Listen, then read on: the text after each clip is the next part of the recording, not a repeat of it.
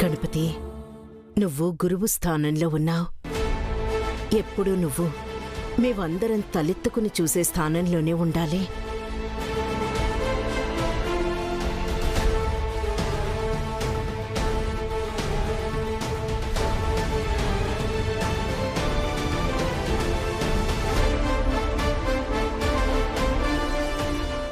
వేరొకరిని చెప్పేలా కానీ నీ వైపు వేలెత్తి చూపించేలా కానీ ఉండకూడదు. జరిగిన వాటిని మర్చిపోయి పిల్లలకు పాఠాలు చక్కగా నేర్పించు.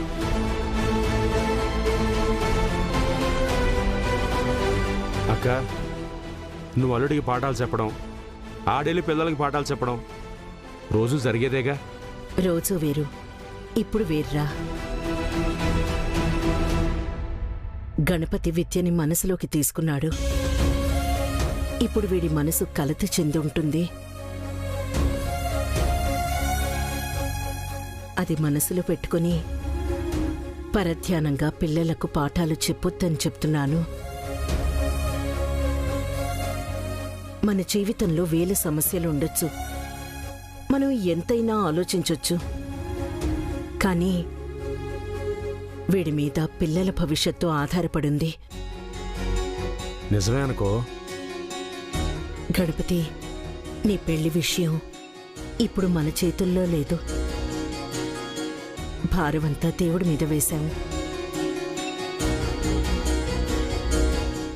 విద్య నీ భార్య వాళ్ళని రాసిపెట్టుంటే ఎంతమంది అడ్డుపడినా సరే విద్య నీ భార్య తీరుతుంది.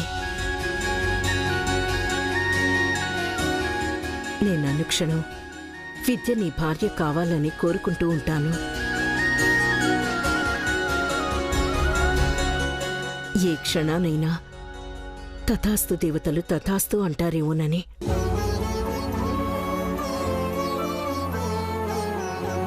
నేనింతలా కోరుకునేది నీకోసమే కాదురా. చిన్నప్పుడే తల్లి ప్రేమని కోల్పోయిన విద్య తల్లి ప్రేమ కోరుకుంటుంది. కనీసం నేనున్నన్ని రోజులైనా విద్యకి తల్లి లేని లోటు తెలియకూడదని ఆశపడుతున్నాన్రా.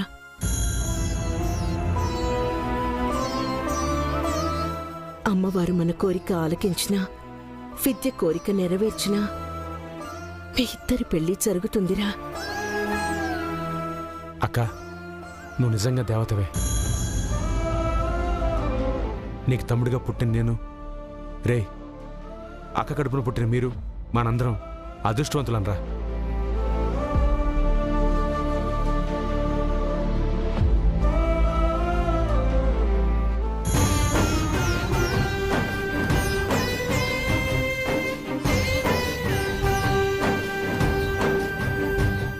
నేనెప్పుడు నువ్వు తలదించుకునే పని చేయనమ్మా. పొరపాటున ఏదైనా తప్పు చేశానని నీకు తెలిస్తే క్షమిస్తావు కదూ?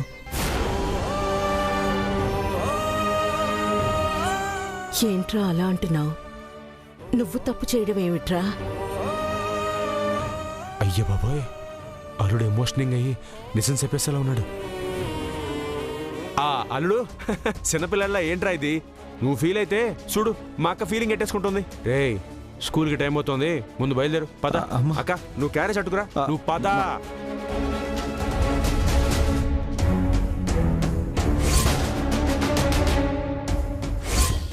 అల్లుడు వెళ్లే దారిలో నన్ను కొంచెం డ్రాపింగ్ చేసేయ్.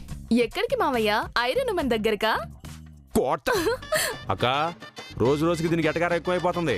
చిన్నప్పటి నుంచి నీ పోలికే అని తెగ మురిసిపోయావు కదరా. ఇట్ట వాగిద్దని తెలియకన్నానులే. నువ్వు పదరా. Last warning.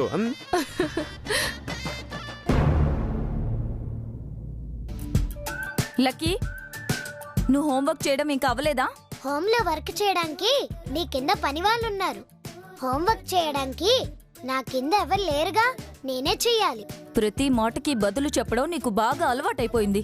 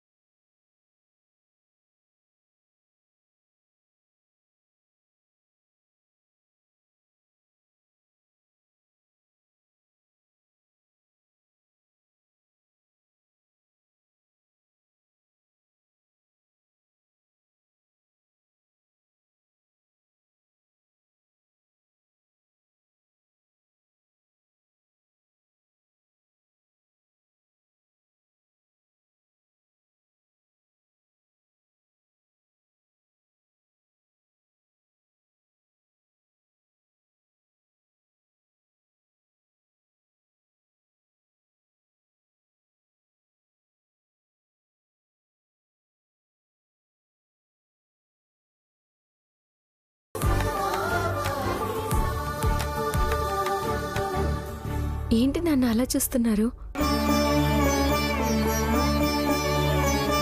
నానమ్మ చీరలో నిన్ను చూడగానే తాతయ్యకి నానమ్మ గుర్తుకొచ్చినట్టుంది.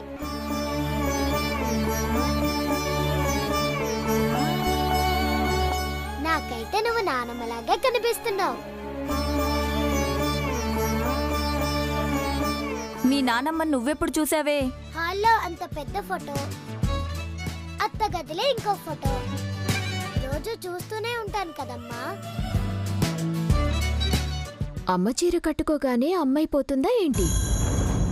అలా అయితే రోజు నేను కట్టుకుంటాను.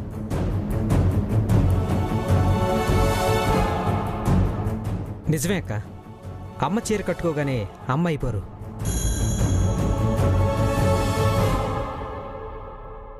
అమ్మలా ప్రేమను కురిపించే మనసుండాలి. ఆ మనసు మా విద్యక్క దగ్గరుంది.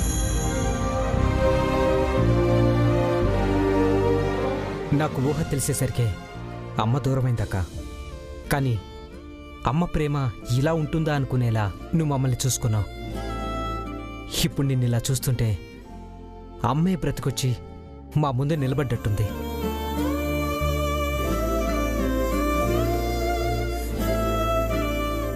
ఎమోషన్ అవ్వకరా మధు. నీకు అమ్మని చూడాలనిపించినప్పుడల్లా చెప్పు, అక్క రెడీ అయి కనిపిస్తుంది. ఇంక వేరే పని లేదు కదా. ఏమంటావు విద్యక్క? నా తమ్ముడికి ఆనందంగా ఉంటుందంటే రోజు కనిపిస్తాను. అమ్మ స్థానంలో ఉండడం అంటే ఇది.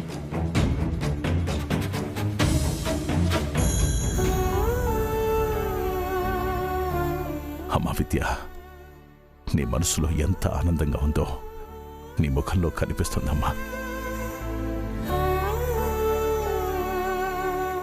ఈ ఆనందం నీ మొహంలో ఎప్పుడు ఉండేలా చేయడానికి నేను మురళి గణపతి వాళ్ళ ఇంటికి వెళ్తున్నావమ్మా.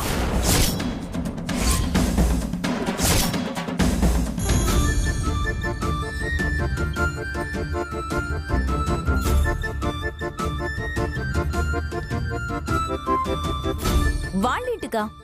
ఎందుకు మావయ్య గారు? పెళ్లి సంబంధం కుదుర్చుకోవడానికి.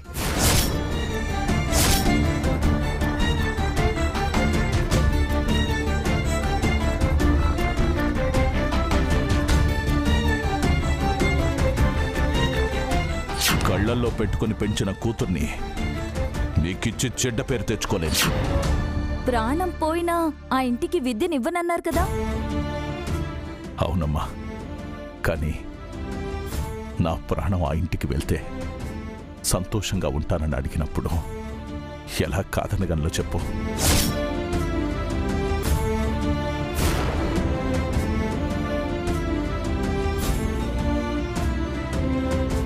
ఒక ఆడపిల్ల తండ్రి ఎప్పుడు సంతోషంగా ఉంటాడో తెలుసా అమ్మా? కన్న కూతురు అత్తారింట్లో కోరుకున్న వాడితో ఆనందంగా ఉన్నప్పుడే.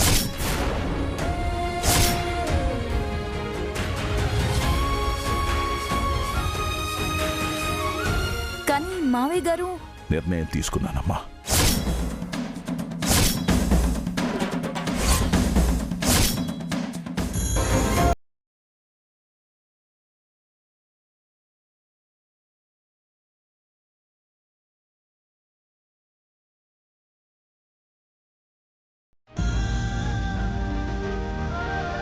ఈ నాన్న తట్టుకోలేడు.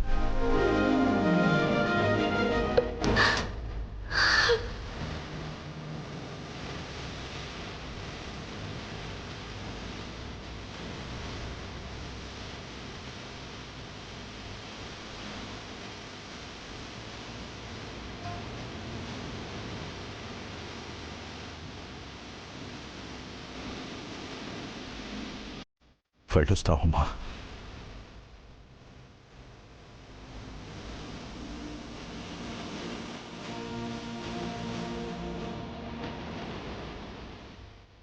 అమ్మా విద్య, మధు చెప్పినట్టు నాకన్నా వయసులో చిన్నదానివైనా నాకు చిన్నప్పటి నుండి నువ్వే అమ్మవే.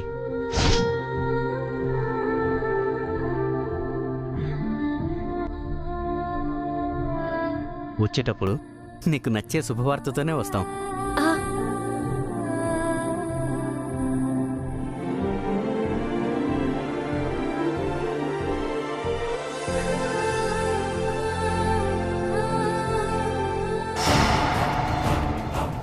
ఈ పాటికిది మునగ చెట్టు ఎక్కేసి ఉంటుంది. వెంటనే కొమ్మని నరకాలి.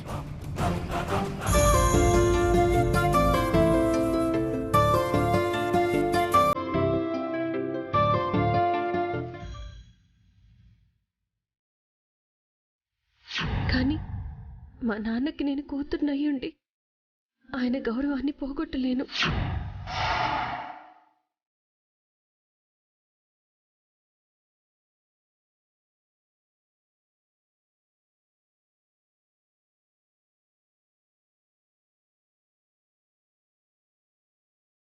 అత్త, ఇప్పుడు నువ్వు హ్యాపీయేగా?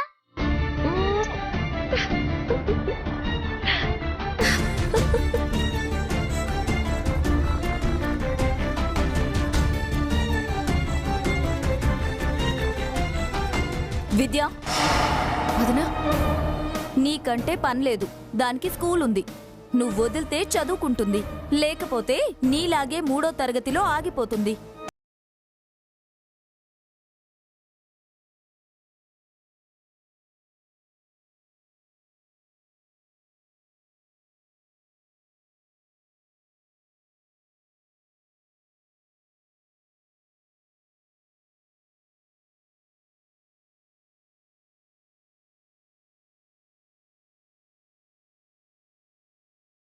ఉద్దేశం జరగదు అనా?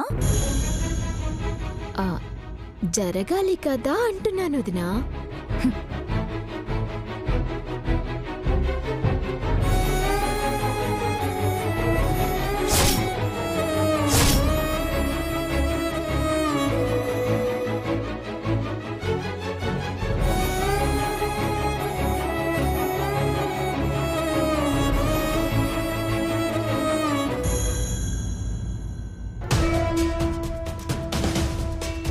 వాడొస్తున్నాడండి. మంచినీళ్ళైనా తాగనివ్వవా ఏంటే? ఒరే ఇగ్నేషా, ఆఫీస్కా? లేదు నాన్న, హనీమూన్కి వెళ్తానా. తండ్రి వారసత్వం ఎటకారాలు వచ్చేస్తాయి. అది సరే గాని శ్రావణ మాసంలో నీ పెళ్లి చేసేసి సరసాలాడ్డానికి సింగపూర్ తోలేస్తానులే. ఏంటండి ఆ మాటలు? కొడుకైనా కూతురైనా ఈడొక్కడే గదే. ఓపెన్ గా మాట్లాడకపోతే అట్టా? విద్యకైతే రేపే తాళి కట్టమన్నా కడతా. అదే మరి, అంత మొండికేయద్దు. మనం ఇలాగే చేతులు కట్టు కూర్చుంటే ఆ గణపతి గారిని పెళ్లి చేసుకుంటది నాన్న. అవునండి, వాళ్ళమ్మ అంగప్రదక్షిణ చేయకుండా ఆ పిల్లే దొర్లింది చూసారుగా. చేత్తది. పెద్దలంటే ప్రేమ, గౌరవం. రేపు నీ కోడలైందనుకో, నీ బదులుగా తనే తినేవన్నా తినేత్తది. ముందు తన నాకు ఇచ్చి పెళ్లి చేశాక మీరెన్నైనా కబుర్లు చెప్పుకోండి అన్న. సిరాకడిపోకురా. విద్యని ఆ గణపతి గాడికి ఇచ్చి పెళ్లి చేయకుండా చూసే బాధ్యత నాది, సరేనా?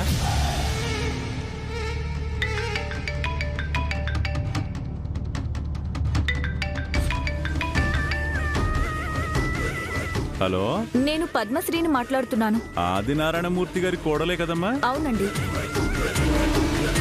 చెప్పమ్మా. మా విద్యని గణపతికిచ్చి పెళ్లి చేస్తానని మా ఇంట్లో వాళ్ళందరికీ మా మావయ్య గారు చెప్పారు.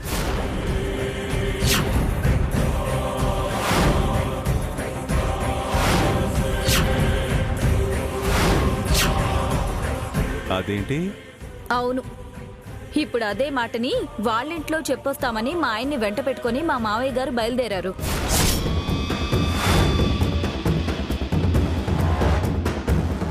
రెండు వారాల కోపాలి అమావాస్య పున్నం వస్తుంది. మీ ఇంట్లో వాళ్ళేంటమ్మా పూటకోల మారతారు? ఏమోనండి, మీకు చెప్పాలనిపించింది చెప్పాను. ఆపుతారో అడ్డుకుంటారో ఇక మీ ఇష్టం.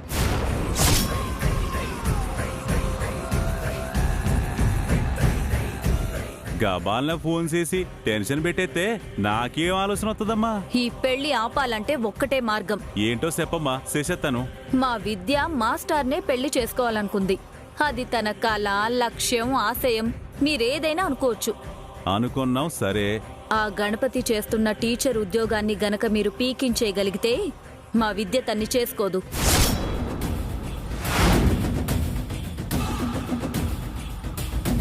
అంత మొండిదా? ప్రేమ గీమా దోమ కూడా లేదు. టీచర్ కాకపోతే తను అష్ట ఐశ్వర్యవంతుడైనా సరే ఇష్టపడదు. మంచిదమ్మా, ఆ మంచి పని చేసేసి వస్తాం మరి. సరే,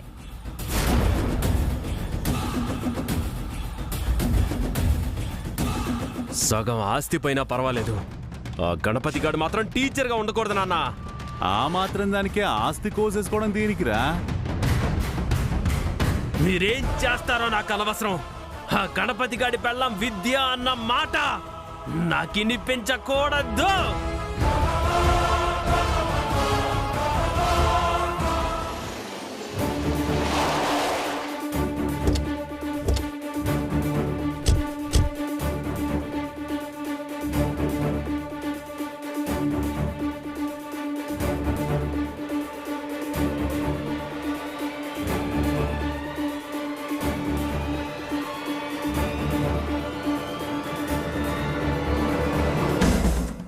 ఏమండి, తీసుకోండి.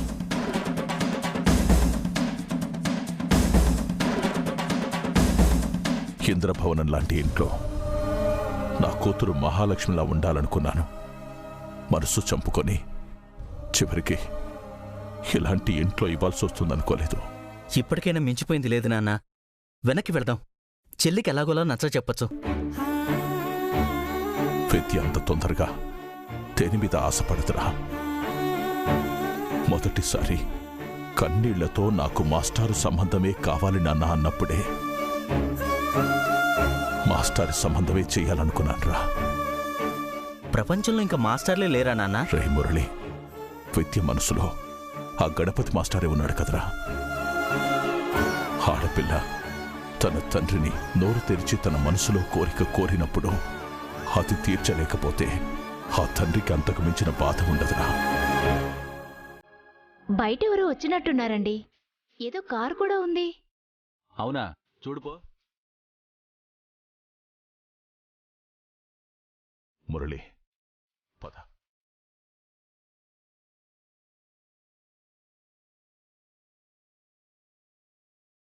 మీరా?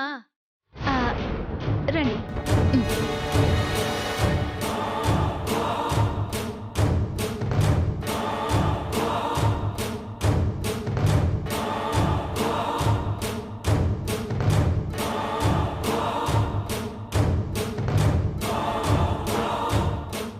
ఏమండి, ఆదినారాయణ గారు వాళ్ళ అబ్బాయి.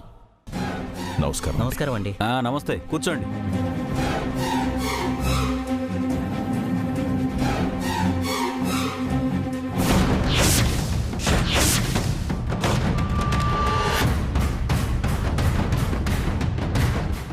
ఏమే, కాఫీ తెచ్చవ్వే.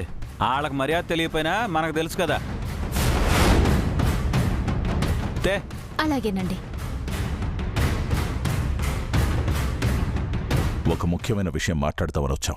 ఇంట్లో పెద్దవాళ్ళు ఎవరు లేరా? అంటే మీ కంటికి నేను పెద్దవాడిలా పెద్ద మనిషిలా కనపడడం లేదా? అలా కాదండి, నా ఉద్దేశం పార్వతమ్మ కానీ శ్రీశైలం కానీ లేరా అని. లేరు. అయినా సరే ముఖ్యమైన విషయాలన్నింటిలో నా నిర్ణయమే ఫైనల్.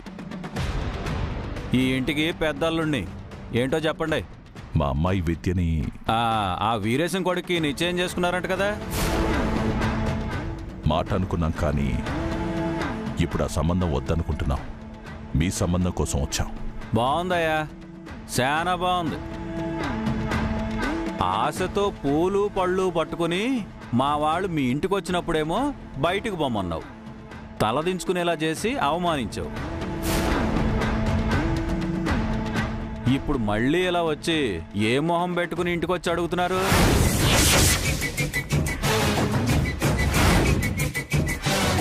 కోటీశ్వరులతో వియ్యం కాదనుకుని కయ్యం పెట్టుకున్న వాళ్ళ దగ్గరకు వచ్చి వినయంతో వియ్యం గురించి మాట్లాడుతున్నారంటే కారణం చాలా పెద్దదయ్యే ఉంటుంది. నిజమేనండి, పెద్ద కారణమే ఉంది. నా కూతురు ఆనందంగా ఉండాలంటే తనకి మాస్టారుతోనే పెళ్లి చేయమని నన్ను అడిగింది. నిజంగా అదే కారణమా, లేకపోతే ఇంకేమన్నా ఉందా?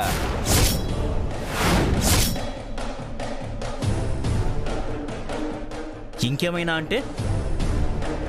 మీ మాటల్లో ద్వందార్థం ఉంది. నాకు బొత్తిగా మాట్లాడటమే రాదంటది మా ఆవిడ. నా మాటలో మీకు ద్వంద్వార్థం కూడా కనిపించిందా? మాటలోనే కాదు, ప్రవర్తనలోనూ ఉంది. జోకేస్తారే. ప్రవర్తన గురించి ఏళ్ళు మాట్లాడుతున్నారు. నాకు అదే విడ్డూరంగా ఉందండి. ఎప్పుడో మా చిన్నప్పుడు జరిగిన గొడవల్ని మనసులో పెట్టుకొని బయటకు పంపించిన మీరు ప్రవర్తన గురించి మాట్లాడుతుంటే నవ్వు వస్తుంది. ఇప్పుడు మీ ప్రెస్టేజ్ తగ్గిపోయిందా, మా అంతస్తు పెరిగిపోయిందా?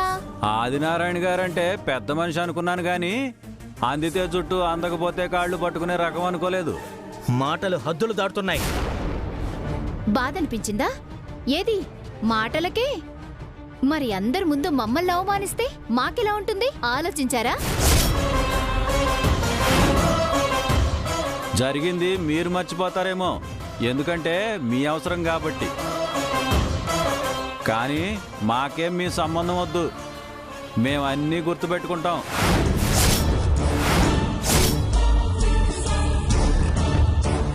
నా బామ్మర్ది అందగాడు, అందులోనూ చదువుకున్నాడు, మాస్టారు. మేం గట్టిగా ప్రయత్నించాలే గాని ఇంటి ముందు మీలాంటి కోటీశ్వర్ల సంబంధాలు 100 క్యూ కొడతాయి.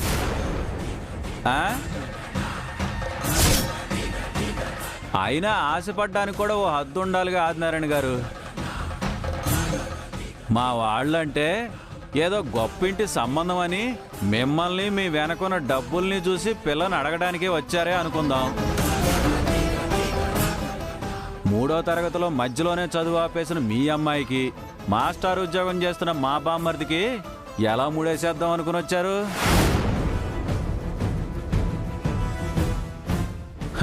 ఆ అమ్మాయి చదువుకోలేదని తెలుసుంటే మా వాళ్ళని మీ ఇంటి గుమ్మం కూడా తొక్కనిచ్చేవాడిని కాదు.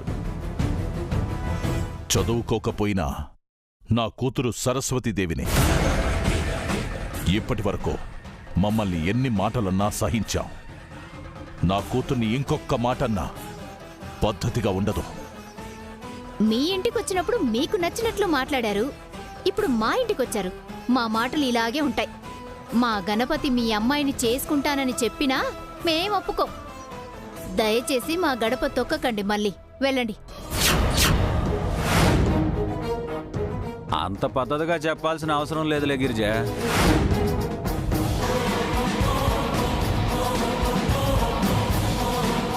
ఇంటి ముందాగే మీరు ఇల్లు చూసి బాధపడినప్పుడే చెప్పానన్న, అవసరమా అని. మీరు నా మాట వెళ్ళలేదు. విద్య మీద పిచ్చి ప్రేమతో వచ్చారు, ఇప్పుడు మాటలు పడుతున్నారు. ఇల్లు చిన్నగా ఉంటే మనుషుల మధ్య దూరం తక్కువగా ఉంటుంది, ప్రేమలు ఎక్కువగా ఉంటాయి అనుకున్నాను. మనుషులని వాళ్ళ మనసులని తొందరగా అర్థం చేసుకుంటారు అనుకున్నాను.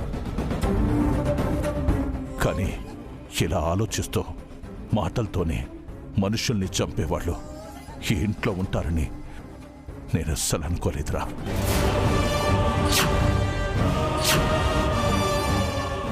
నా కూతురు ఇష్టపడిన సంబంధం కాబట్టి జరిగినవన్నీ మర్చిపోయొచ్చాను. మీరన్న మాటలన్నీ భరిస్తూ వెళ్తున్నాను. లేకపోతే చాలే చాలా చూసాం, వెళ్ళండి. రే మురళి, పదరా. పదన్నా.